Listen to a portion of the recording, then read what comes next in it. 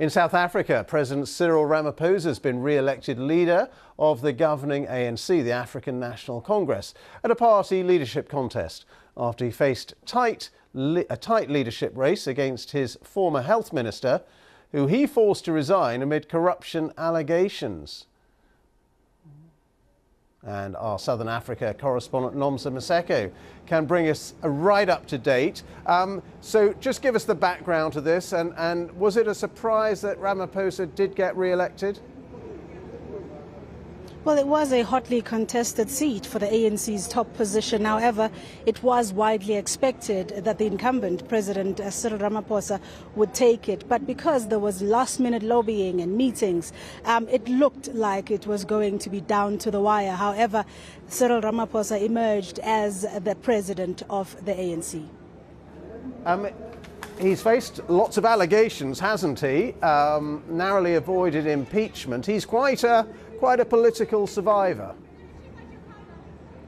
Politically shrewd is what they described him as, because also a lot of people, even within the governing ANC, didn't think that he had it in him to even be re-elected after all these corruption allegations against him and charges that he denies, and also, everything that has happened in the lead up to this election, him surviving impeachment as well. No one, particularly those who were against him in the governing ANC, thought that he was going to actually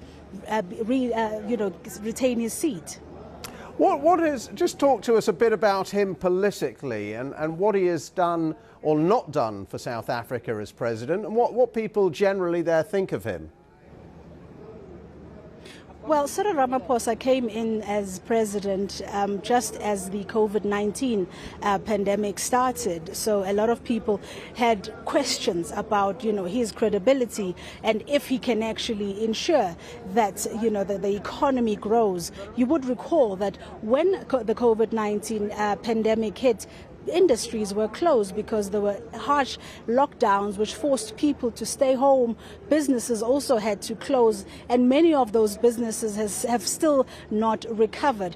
And then the ever-present electricity blackouts in this country have also plagued his leadership, because they were blaming him and saying that clearly it shows that he's incapable of fixing anything. But he also then now has a mammoth task ahead of him to ensure that the ever-present electricity blackouts are dealt with. The deep divisions within the governing ANC, also that is going to be a challenge for him, but particularly youth unemployment remains a big problem in this country, and a lot of people are looking at him for answers.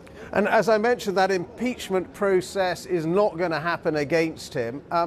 But are there still doubts and questions about all those allegations that have been made against him? Yes, there are still doubts and questions. You would recall that these allegations first came about in June by the former spy chief of the country, Arthur Fraser, who is also aligned with the former president, Jacob Zuma. And those allegations just never they've never gone away. They gained momentum in the lead up to this ANC conference because his opponents wanted him to lose. The charges that they were trying for him to face, he has not been criminally charged, but there are allegations that he may have broken his oath of office, which is why there was that impeachment inquiry that almost happened. But because of the dominance of the ANC in Parliament, President Ramaphosa was spared. And now, with the elections are going to happen now in 2024, the general election. If you look at it, the ANC's popularity is declining. With President Ramaphosa at the helm, it's about at 48%, but without Ramaphosa at the helm, it's about 40%. So South Africa is looking at a real possibility of an ANC that will possibly lose the elections in 2024, and even the formation, possibly, of a coalition government with opposition parties. Nomsa, good to talk to you. Thank you very much for bringing us the very latest there. Nomsa Maseko there, our Southern Africa correspondent.